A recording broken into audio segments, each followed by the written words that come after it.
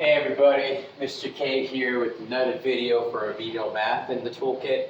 This one's going to be about place value and decimals. And so I have four things here. The first two are just two specific parts of a practice, and then 3 and 4 about money and receipts are just some real world ways that if you want to enhance it, other ways that kids can practice this that isn't really feeling like school or like specific targeted practice. It's just them being out in the world a little bit. But let's start off talking with number 1 and number 2. So the first thing I want you to do, ideally you write a number out. If your child can do this with just a number being spoken, that's even better. But just definitely to start off, write a number out like this. So I have 1,738.54, and just ask them which number is in the tens column, and hopefully have them point to number 3. Which number's in the ones column, the 8, which number's in the thousands. And then once they feel comfortable in this side of the decimal, I would even possibly not even write the decimal at first if they need to. But once they're ready for it, start pointing out the 5 is in what column. And at this point, they should have some familiarity. I'll be working with them on this, but you may need to remind them we have the tenths column and the hundredths column. And for now, I will say the numbers that you choose, just end at the hundredths, because we're going to really focus on using this in the real world context of money. So at some point, we'll make sure that they know this could go on forever in all the columns in the same way that this can, but we're going to really focus on what's practical in the real world and just understanding that. So being able to practice place value across both sides of the decimal, that's just number 1.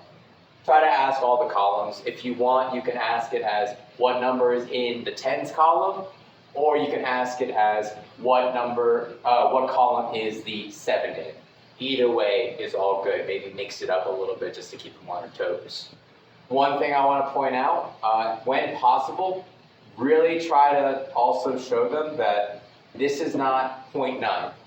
This is 0.09. The 9 is in the hundredths column. So that 0 can often throw off kids. When it comes to money, this is obviously very important. And also making sure that they understand when it comes up that 0.09 is less than 0.54. This is something that can trip kids up very easily because they see the 9 is more than the 5 and they may jump at that. Really emphasizing the columns. What column are you in terms of place value? So doing 3 or 4 of those, I know it took me a bit of time to explain it, but all you're really doing is you're going to write out a number, ask about all the different place values across both sides of the decimal, maybe mixing up the numbers. Do 3 or 4 of these, doesn't matter what number. You can go as high as the kid feels comfortable, stopping though at the second column on the other side of the decimal. So that's the specific targeted practice. The decimal identification came with that as well once you get to this side of the decimal. Before we end, I want to talk about there's 2 other ways that this can apply. Obviously, if you just give your kids some money and just ask them, oh, can you show me what $1.54 looks like as money?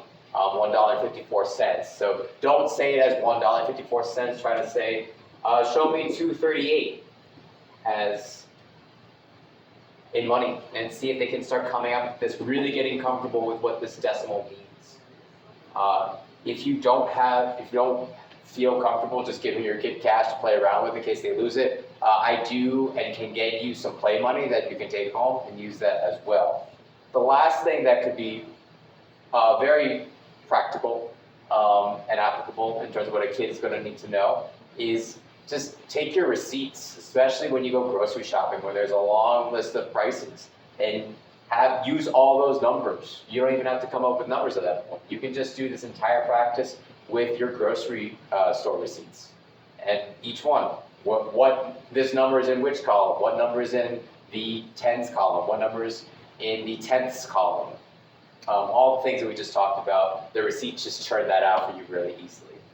Again, if you just want to do number 1 and 2, 4 or 5 numbers each day that you do this, that's great. If you want to apply it with money, play money, or receipts, that's even better. If you have any questions, feel free to contact me, and I'll see you next time.